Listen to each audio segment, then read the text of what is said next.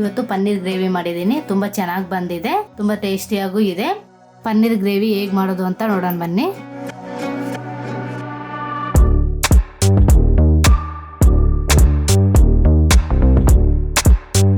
Paneer gravy ಮಾಡೋಕೆ mixie ಜಾರಿಗೆ ಚಿಕ್ಕದಾಗಿ ಹಚ್ಕೊಂಡಿರೋ ಸ್ವಲ್ಪ ಈರುಳ್ಳಿ, 2 ಹಸಿಮೆಣಸಿನಕಾಯಿ, ಸ್ವಲ್ಪ ಬೆಳ್ಳುಳ್ಳಿ, ಸ್ವಲ್ಪ ಕೊತ್ತಂಬರಿ ಸೊಪ್ಪು, ಸ್ವಲ್ಪ ಶುಂಠಿ, ಒಂದು 4 ಗೋಡಂಬಿ, ಇದನ್ನೆಲ್ಲ ಮಿಕ್ಸಿಗೆ ಹಾಕ್ಕೋಬೇಕು.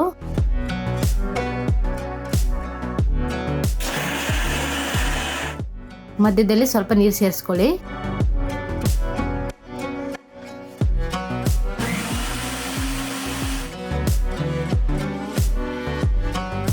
ನೋಡಿ ಇದು ನುಣ್ಣಗಾಗಿದೆ. ಇದನ್ನ ಸೈಡ್ಗೆ ಎತ್ತಿಟ್ಕೊಡೋಣ.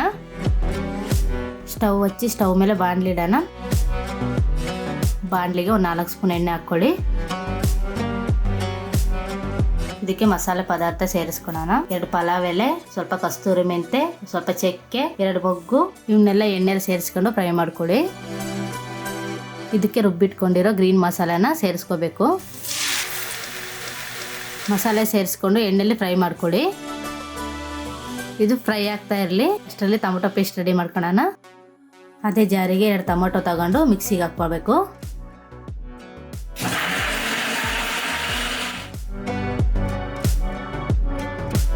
ನೋಡಿ ಟೊಮೊಟೊ ಪೇಸ್ಟ್ ರೆಡಿ ಆಗಿದೆ. ಇದನ್ನ ಇವಾಗ ಬಾಣಲಿಗೆ ಸೇರಿಸ್ಕೋಬೇಕು. ಇದಕ್ಕೆ ಟೊಮೊಟೊ ಪೇಸ್ಟ್ ಸೇರಿಸ್ಕೊಂಡು ಎಣ್ಣೆಲಿ ಚೆನ್ನಾಗಿ ಫ್ರೈ ಮಾಡ್ಕೋಬೇಕು. ಮಸಾಲೆ ಎಲ್ಲ ಹಸಿ ಸ್ಮೆಲ್ ಹೋಗೋವರೆಗೂ ಎಣ್ಣೆಲಿ ಚೆನ್ನಾಗಿ ಫ್ರೈ ಮಾಡ್ಕೊಳ್ಳಿ. ಇದಕ್ಕೆ ಇವಾಗ 1 ಸ್ಪೂನ್ ಚಿಲ್ಲಿ ಪೌಡರು, 1 ಸ್ಪೂನ್ ಧನ್ಯ ಪೌಡ್ರು, ಅರ್ಧ ಸ್ಪೂನ್ ಜೀರಿಗೆ ಪೌಡ್ರು, 1 ಸ್ಪೂನ್ ಗರಂ ಮಸಾಲ, ಚಿಟಿಗೆಯಷ್ಟು ಅರಿಶಿನ, ಚಿಕ್ಕ ಸ್ಪೂನಲ್ಲಿ 1 ಸ್ಪೂನ್ ಉಪ್ಪು, ಇವನ್ನೆಲ್ಲ ಸೇರಿಸ್ಕೊಂಡು ಎಣ್ಣೆಲಿ ಚೆನ್ನಾಗಿ ಫ್ರೈ ಮಾಡ್ಕೊಳ್ಳಿ. ಇದಕ್ಕೆ ಸ್ವಲ್ಪ ನೀರು ಸೇರಿಸ್ಕೊಳ್ಳಿ.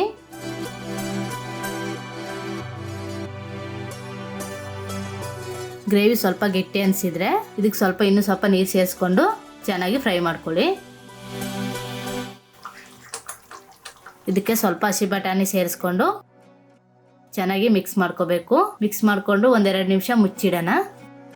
ಮಸಾಲೆ ಕುದೀತಾ ಇರಲಿ. ಅಷ್ಟರಲ್ಲಿ 200 ಗ್ರಾಮ್ ಪನ್ನೀರ್ ತಗೊಂಡು ಈ ಥರ ಕಟ್ ಮಾಡ್ಕೊಳ್ಳಿ. ಪನ್ನೀರ್ನ ಈ ಥರ ಪೀಸ್ ಮಾಡಿ ಕಟ್ ಮಾಡಿಕೊಂಡು ಬಾಣಲಿಗೆ ಸೇರಿಸ್ಕೋಬೇಕು.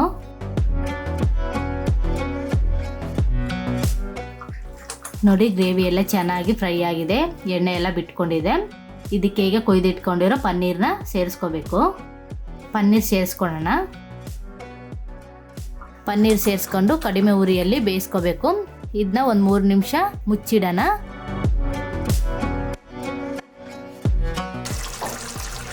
ನೋಡಿ ಪನ್ನೀರ್ ಗ್ರೇವಿ ಎಲ್ಲ ಚೆನ್ನಾಗಿ ಬಂದಿದೆ. ಇದಕ್ಕೆ ಬಟರ್ ಆದ್ರೂ ಸೇರಿಸ್ಕೋಬಹುದು, ಫ್ರೆಶ್ ಕ್ರೀಮ್ ಆದ್ರೂ ಸೇರಿಸ್ಕೋಬಹುದು. ಇಲ್ಲಿ ನಾನು ಏನು ಸೇರಿಸ್ಕೊಂಡಿಲ್ಲ, ಬರೀ ಪನ್ನೀರ್ ಗ್ರೇವಿ ಮಾತ್ರ ಮಾಡಿದ್ದೀನಿ. ಇದಕ್ಕೆ ಬಿಸಿ ಮಾಡ್ಕೊಂಡಿರೋ ಕಸ್ತೂರಿ ಮೆಂತ್ಯನ ಸೇರಿಸ್ಕೊತಾ ಇದ್ದೀನಿ. ಕಸ್ತೂರಿ ಮೆಂತ್ಯನ ಬಿಸಿ ಮಾಡೋದ್ರಿಂದ ಫ್ಲೇವರ್ ಚೆನ್ನಾಗಿ ಬರುತ್ತೆ. ಇದಕ್ಕೆ ಸಣ್ಣದಾಗಿ ಹಚ್ಕೊಂಡಿರೋ ಕೊತ್ತಂಬರಿ ಸೊಪ್ಪನ್ನ ಸೇರಿಸ್ಕೊತಾ ಇದ್ದೀನಿ. ಇದನ್ನೀಗ ಮುಚ್ಚಿ ಸ್ಟವ್ ಆಫ್ ಮಾಡಿ ಸೈಡ್ಗೆ ಎತ್ತಿಟ್ಕೊಳ್ಳೋಣ. ನೋಡಿ ಪನ್ನೀರ್ ಗ್ರೇವಿ ತುಂಬ ಚೆನ್ನಾಗಿ ಬಂದಿದೆ, ಟೇಸ್ಟಿಯಾಗೂ ಇದೆ. ಇದು ಚಪಾತಿಗೂ, ಪೂರಿಗೂ, ಪರೋಟಗೂ ಚೆನ್ನಾಗಿರುತ್ತೆ. ಹಾಗೆ ನಮ್ಮ ಚಾನಲ್ನ ಸಬ್ಸ್ಕ್ರೈಬ್ ಮಾಡ್ಕೊಳ್ಳಿ, ಲೈಕ್ ಮಾಡಿ, ಕಮೆಂಟ್ ತಿಳಿಸ್ರಿ.